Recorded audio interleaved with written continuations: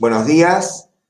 Primero, quiero agradecer al Comité Ejecutivo y a la Comisión Directiva de ALMER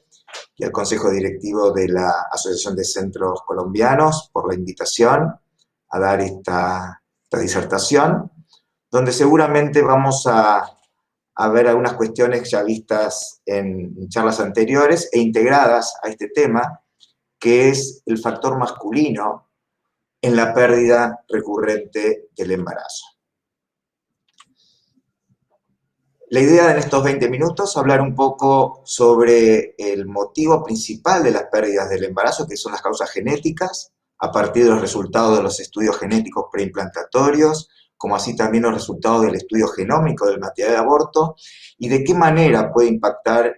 el factor masculino en estas pérdidas recurrentes del embarazo. Fíjense que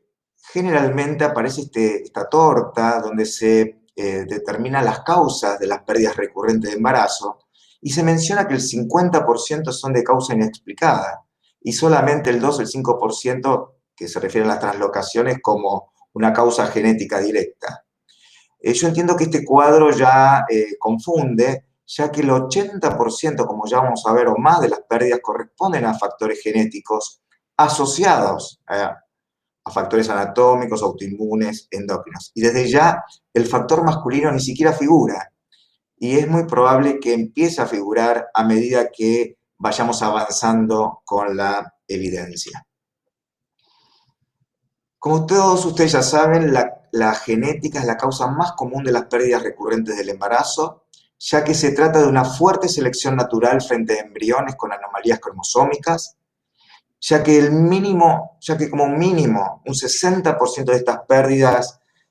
del primer trimestre son de origen genético, aunque datos más recientes sugieren que serían de hasta un 90%.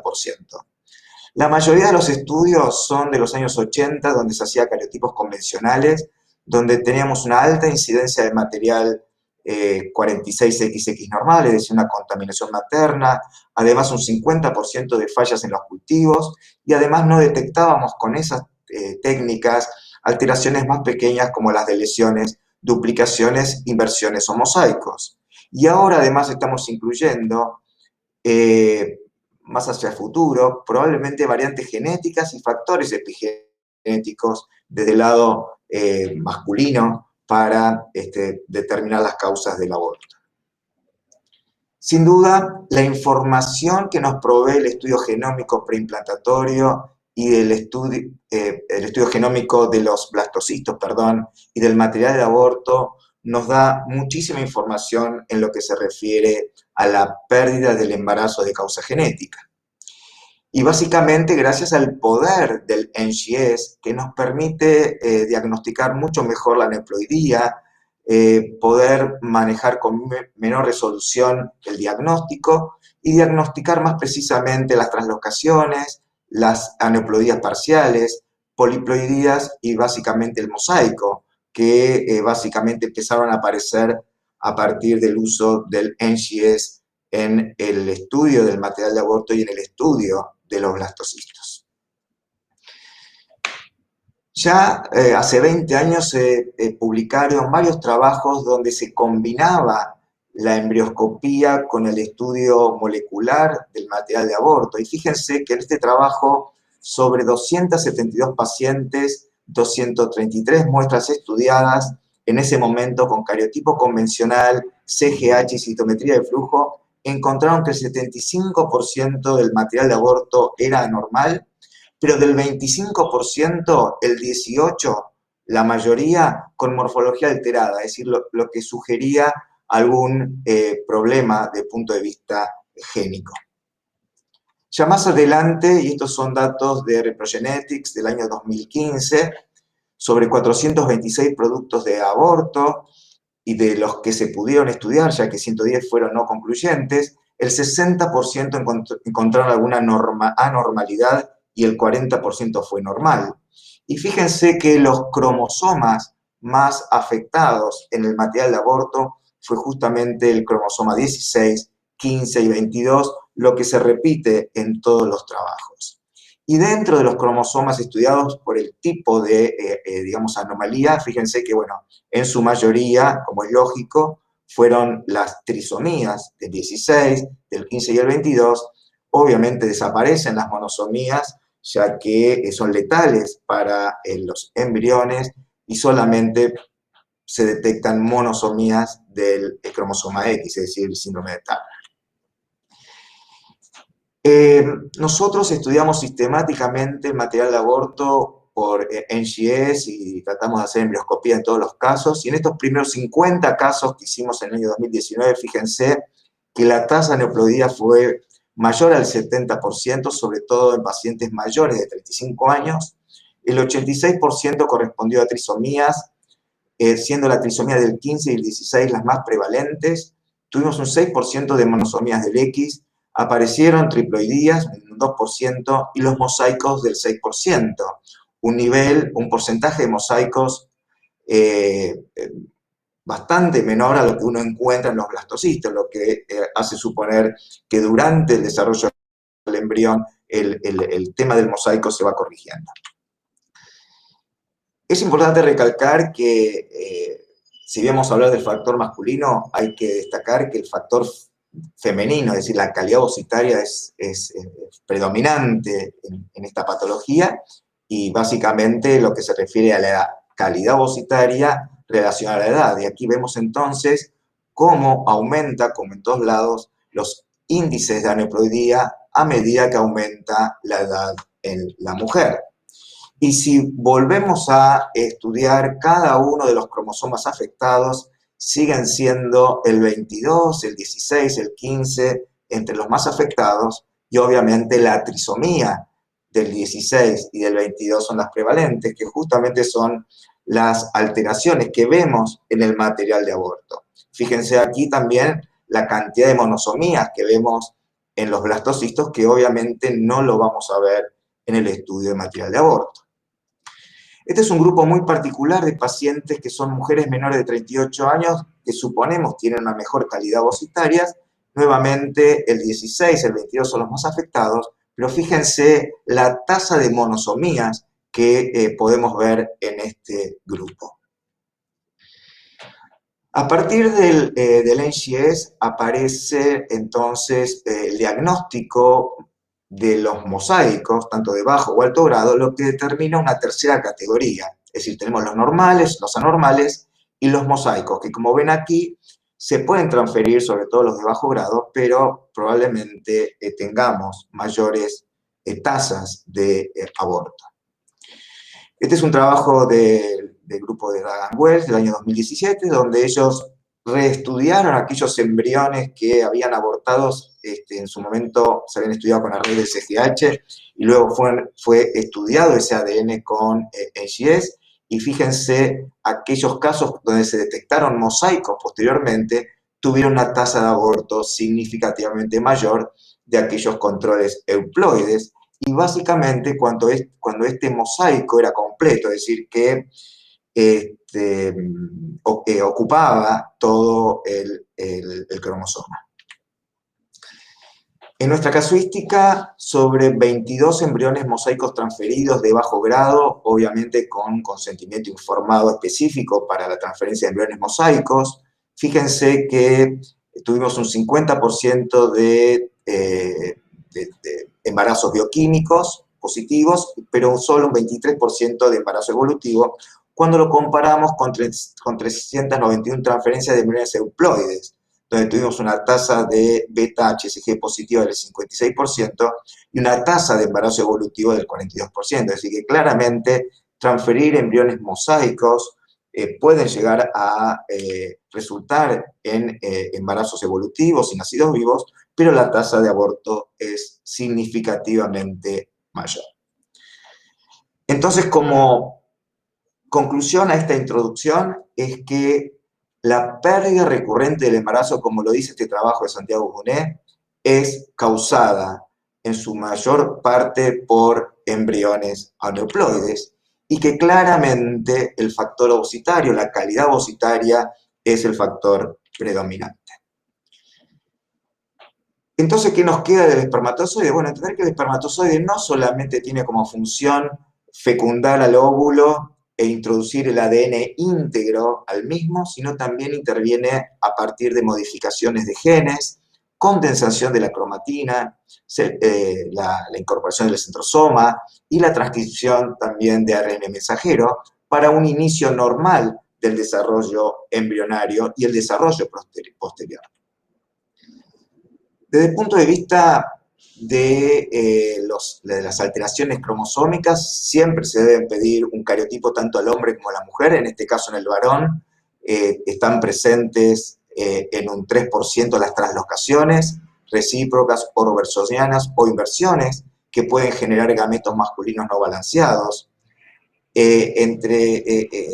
su mayoría de estas translocaciones son recíprocas, balanceadas, otro tanto son robertsonianas y el resto son inversiones, y recordar que es mucho más prevalente en la mujer en una relación de 2:1. Este es un trabajo del año 2019 del grupo de Cornell, muy interesante, aunque son pocos pacientes, donde se le hizo NGS en espermatozoides en pacientes con pérdidas recurrentes del embarazo, y como vemos, cuando compararon con el grupo control, encontraron una tasa de aneuploidía significativamente mayor comparada con el grupo control de donantes.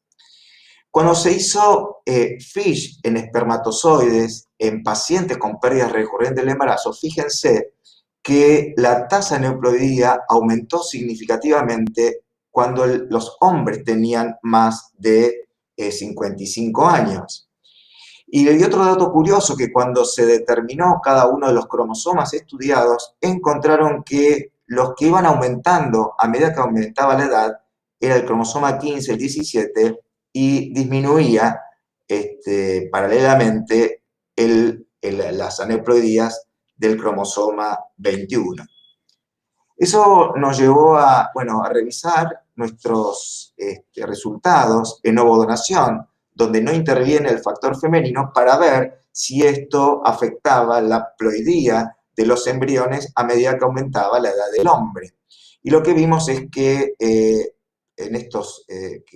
justamente la neoploidía no aumentó a medida que aumentó la edad del hombre, ni siquiera en hombres mayores de 55 años. Y sorpresivamente, encontramos este valor de mosaicos realmente con un porcentaje elevado en este grupo de pacientes, aunque obviamente son pocos pacientes como para tomar una conclusión final. En relación a la afectación de cada uno de los cromosomas, cuando dividimos los hombres entre mayores de 45 años y menores de 45 años en un programa de ovodonación, lo que vimos es probablemente una tasa de aneuploidía un poco mayor en este grupo de pacientes, siendo los cromosomas 15 y 16 los más alterados, y fíjense que en este grupo de pacientes mayores de 45 años no vimos ninguno con alteración del 21. Bueno, son realmente datos donde todavía no podemos sacar conclusiones. Claramente, probablemente el ovocito es quien no solamente proporciona calidad, sino también tiene ese poder de reparación que hace entonces que esos hallazgos en los espermogramas no se vean reflejados en los embriones.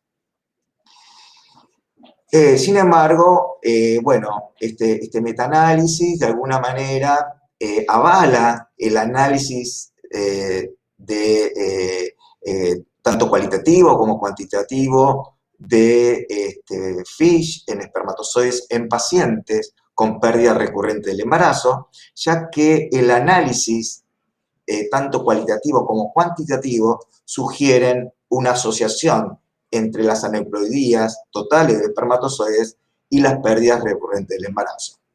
En torno a esto, hay que hacerlo en laboratorios que tengan validada bien esta técnica, y obviamente una de las limitaciones probablemente sean los costos. En función a esto, este es un trabajo también muy interesante de Xavi Vendrell, donde fíjense, ellos observaron por primera vez una clara correlación entre las aneuploidías y la fragmentación del ADN, con lo cual ellos sugieren que las columnas de alexina es una herramienta no solamente útil para seleccionar espermatozoides no fragmentados, sino también espermatozoides euploides. Sin embargo, bueno, como sabemos que la mayoría de las aneuploidías embrionarias tienen origen en los ovocitos, esto no descarta realizar de manera combinada los estudios genéticos preimplantatorios para aneuploidías. En relación al daño del ADN, como ustedes saben, puede ser de simple o doble cadena, y la consecuencia de esto es la disminución de la competencia embrionaria por una interrupción directa de genes críticos o secuencias reguladoras causadas básicamente por inadecuada compactación del ADN, apoptosis, estrés oxidativo, espermiogénesis anormal o defecto en las enzimas reparadoras del ADN. Independientemente del mecanismo, hace que estos espermatozoides sean más vulnerables al ataque de agentes endógenos o exógenos, produciendo daño del estrés oxidativo por el quiebre de la integridad del ADN y, por supuesto, consecuencias no solamente en el desarrollo embrionario, sino también en la placentación y probablemente vulnerabilidad en el sentido de poder generar mutaciones de nuevo en esa gameta. Hay diferentes maneras de medir la fragmentación del ADN. Nosotros medimos por túnel, ya que bueno, es un método que es sencillo de realizar, no es costoso y es bastante específico, con una sensibilidad del 65%, pero en fin, es un test que a nosotros nos está realmente dando buenos resultados y nos permite básicamente estudiar diferentes cuestiones que tienen alcance clínico. En este caso, fíjense, el aumento de la fragmentación del ADN a medida que aumenta la edad del hombre, cómo disminuye esos niveles de fragmentación en todos los grupos cuando uno realiza, en este caso, un SWIMAP. El efecto de la crioinjuria, fíjense, estos son sémenes congelados, cómo aumenta los niveles de fragmentación generadas por la criopreservación y la crioinjuria, y que a pesar de hacer un SWIMAP, no logramos entonces disminuir a niveles normales de fragmentación. ¿Qué significa entonces? Que en hombres mayores, bueno, en realidad realizarle a todos los pacientes que van a reproducción asistida, yo sé que es controvertido, estudios de fragmentación del ADN, sobre todo en edad reproductiva avanzada del varón, y en estos casos tratar de no congelar las muestras en caso de que que estén muy fragmentadas, ya que la crioinjuria no se puede de alguna manera a veces resolver. Este metaanálisis, publicado en el año 2018, de alguna manera demuestra que parejas con antecedentes de pérdida recurrente del embarazo idiopática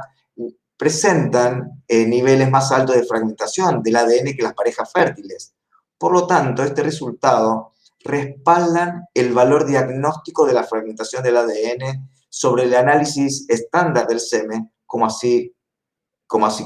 como una posible origen genético del lado masculino.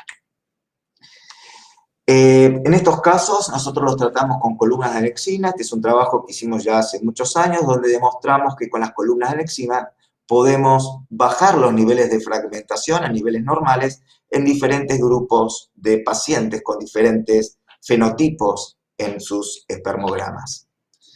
Este es un trabajo presentado en el año 2012, donde realizamos columnas de anexina en ovodonación, es decir, donde el factor femenino ovocitario queda de lado. Y fíjense que comparamos pacientes de ovodonación con túnel elevado que realizaban columnas de anexina, y fíjense que las tasas de embarazo fueron realmente muy buenas y las tasas de aborto no menores o del 10%, un poquito más. Y en aquellas pacientes que no se pudo hacer las columnas de anexina con fragmentación elevada del ADN, fíjense que la tasa de embarazo fue del 43%, con una tasa de aborto significativamente mayor, como así también una tasa de implantación significativamente menor. Tanto comparado en pacientes que hicieron columnas de anexina como aquellos pacientes que hicieron ovodonación con valores de túnel normal, obviamente sin columnas de anexina. Por último, para ir terminando, no olvidar la morfología espermática. Este es un trabajo de hace muchísimos años del grupo de Norfolk, donde fíjense esos trabajos de Kruger que determinaba los diferentes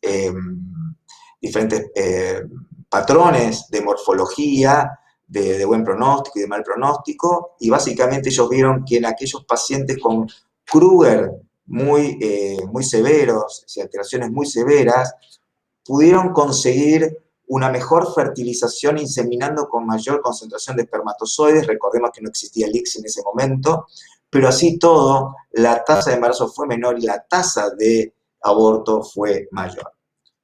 Luego, y gracias a el advenimiento de nuevas tecnologías, básicamente la microscopía electrónica, se pudieron determinar diferentes fenotipos de patología espermática relacionados a la cola del espermatozoide, al cuello del espermatozoide o a la cola del espermatozoide y también sus consecuencias reproductivas. Y también se pudieron determinar genes, alteraciones o variantes